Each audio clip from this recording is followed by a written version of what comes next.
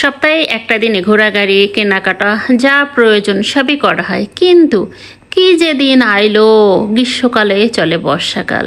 এটা কি মেনে নেওয়া যায়? তারপরেও মেনে নিয়ে আমাদের চলতে হয়। যেহেতু আজ ছুটির দিন, তো একটু বাইরে যেতে হবে। মেয়ে তো বায়না করে, সে অন্য দিনের নাম মনে রাখুক আর না রাখুক, শুক্রবারের নাম তো তার মনেই থাকে। কিন্তু শুরু হয়ে গেছে বৃষ্টি, তো আর কি করব, মনে করলাম একটু চা তৈরি করি। তারপর চাটা খেয়েই দেখি বৃষ্টি থামলে বাইরে যাব। ওই যে অল্প করে তার জন্য একটু তৈরি করে নিচ্ছি চা।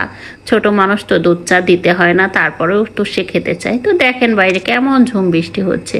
তো বৃষ্টি শেষে বেরিয়ে এলাম, বাইরে হয়ে একটু মাছ বাজারে গিয়েছিলাম। তো সেখানে তো প্রচুর কাদা, বৃষ্টি টিষ্টি হয়েছে। তো মেয়ে তো বাবার কোলে উঠেই ঘুরে ঘুরে মাছগুলো দেখতেছে। তো এই মাছের দাম শুনলে না হয়ে যায়। বড় বড় চিংড়ি মাছ 800 টাকা কেজি, আর এই কুচা চিংড়ি মাছ বলে কিনা 1300 টাকা কেজি। এই কি মেনে নেওয়া যায় বলেন দেখিনি? যেহেতু এখন বর্ষাকাল, তো মনে করলাম যে নতুন নতুন মাছ পাওয়া যাবে হয়তো, কিন্তু না, সেই চাষের মাছটা যে বাজার ভর্তি। তারপরও দেখে টেকে পছন্দ হইলো না কিছু, আমার বাচ্চাদের জন্য কিছু মাছ কিনে নিয়ে চলে আসলাম। তারপর আবার চলে আসলাম সবজি বাজারে। দেখেন তো হরেক রকমের সবজি, স্বাদের লাউ, চিচিঙ্গা, শসা, বেগুন কত সুন্দর করে করে সাজিয়ে রেখেছে, পটল, কলমি শাক, লাউ শাক। মাশাল্লাহ, দেখতে দেখতে তো ভালোই লাগছিল। এদিকে তাবিয়ার বাবা পেঁয়াজ কিনছে। এই লোকটা তার সাথে আত্মীয় বানায় ফেলেছে। ওই লোকের বাড়ি মেহেরপুর আর তার ভাইয়ের শ্বশুর বাড়ি মেহেরপুর, তাই সেই সূত্রে আত্মীয়। এই লোকের ছেলে ঢাকা ইউনিভার্সিটিতে পড়ে, তো তার সাথে যে দেখি বসে বসে গল্প করে। আর মাশাল্লাহ, লাউগুলো যা সুন্দর লাগছিল, অসাধারণ। তো এই সমস্ত সবজি দেখলে, আসলে বাজারে গেলে সবজি দেখলে আমার খুব ভালো লাগে, আর আমি খুব পছন্দও করি সবজি। তারপর আবার বাচ্চাকে নিয়ে চলে গেলাম লিচু বাজারে। যেহেতু এখন লিচুর সিজন, আর দেশি ফল বাচ্চাদের না খাওয়ালে কি হয়। তো তার জন্যে আমরা লিচু বাজারে চলে গেলাম। তো দামাদামি করতেছিলাম।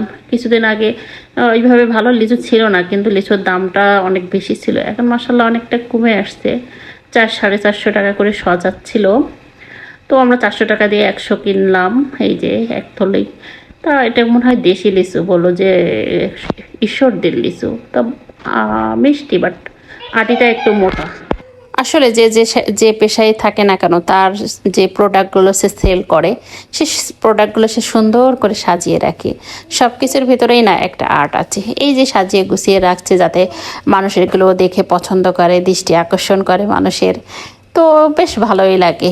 আমি যাই আর এবং মানুষের ভিতরে যে আর্টগুলো আছে এগুলো খুঁজে খুঁজে বের করি। আসলে এক একটা মানুষ এক এক রকম, এক একটা বৈশিষ্ট্য নিয়েই আসে। সবার দোকান কিন্তু একভাবে সাজানো থাকে না, এক একজনের দোকান এক একভাবেই সাজানো থাকে। তো ভালোই লাগে। তো আমাদের লিচু কেনা শেষ। তাবিয়ার বাবা আবার আমার কাছে দিয়ে সে এখন বিল পরিশোধ করব। তো আমাদের ভিডিওটা যদি ভালো লাগে অবশ্যই সবাই লাইক কমেন্ট করে পাশে থাকবেন। আজ এই পর্যন্ত, সবাই ভালো থাকবেন, সুস্থ থাকবেন। আসসালামু আলাইকুম।